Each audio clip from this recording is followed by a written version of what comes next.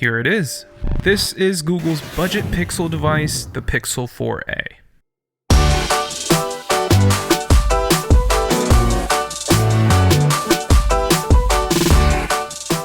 So I've been using the Pixel 4a for the past week, and I just want to say it right away, I love this device.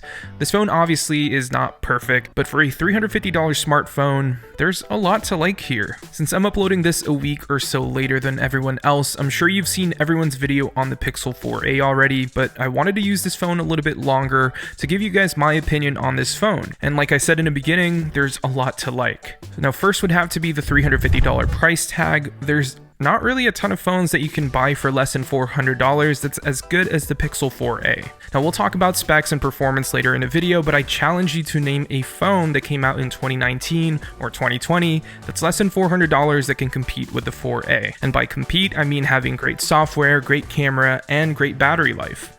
So second thing that I'm a fan of is its size and form factor. I'll say this again, small phones are where it's at. Now it's not built like a flagship with glass and metal frames, but the polycarbonate unibody design is actually really nice and feels really good in hand.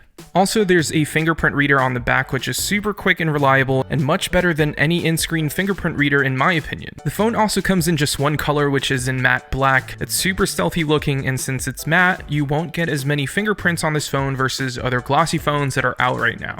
But you all know me by now, I obviously want my phone to look a little bit different and unique, so my friends at Dbrand just released their new pastel skins, and they also have one for the Pixel 4a. I'll obviously go with the sunrise orange, surprise surprise, but maybe in a couple of weeks I'll switch it out to a different color. So if you want to go ahead and pick up Dbrand's new pastel skins, go to dbrand.com/heymarkl or click the first link below that like button, and special thanks to Dbrand for sponsoring this video.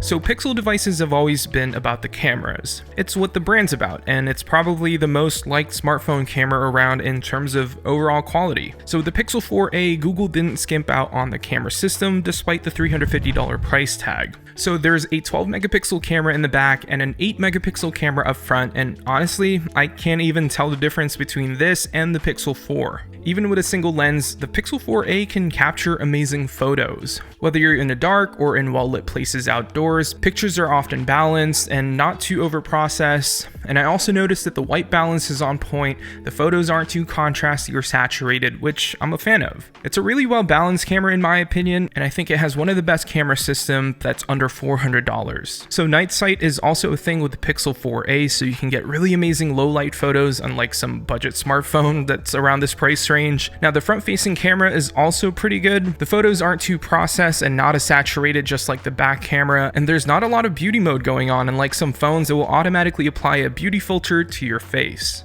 Now when it comes to video, it's not the best. A lot of Android phones that I've tried, whether it's a flagship or not, videos tend to look just okay, a little bit jittery, and not as good as the iPhone. So if you're looking for a phone with great video recording, this ain't it.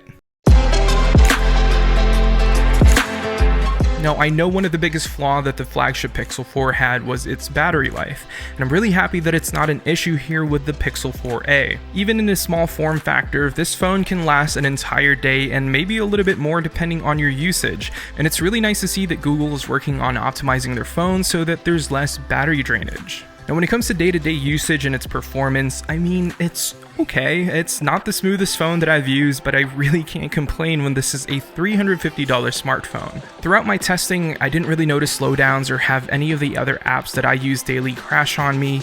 All felt really good. I think that the Snapdragon 730 on this phone is perfect for it. Now, rumors are saying that there's going to be a 5G variant for the Pixel 4a, which might be using the 765G processor, which is going to be a little bit faster and have better battery consumption than the Snapdragon 730G processor. Now, the only downside to that 5G variant is that it'll most likely cost more than $350, so if you don't really care about 5G, the regular Pixel 4a might be the way to go. Alright, so here's the thing with the Pixel 4a. It's obviously not targeted towards phone enthusiasts like me, but probably targeted towards those who are looking into getting their first smartphone, or maybe those who need a secondary phone or work phone. For $350, there's not a phone in the market that can rival the Pixel 4a. Sure, you can buy an old Pixel 3 or an old Pixel 4 used, but I'm talking about a brand new phone. There's nothing out right now that can compete with this. So would I recommend it? Absolutely. And I really can't wait to see what Google is doing with the Pixel 5, which should be coming out in the next few months, and best believe I'll be doing a video on that too. Anyways, thank you all so much for watching, and if you want to see any of the sample photos, make sure to check out my social. I'm just at HeyMarkL on Twitter and Instagram, and yeah, I'll see you all in the next one.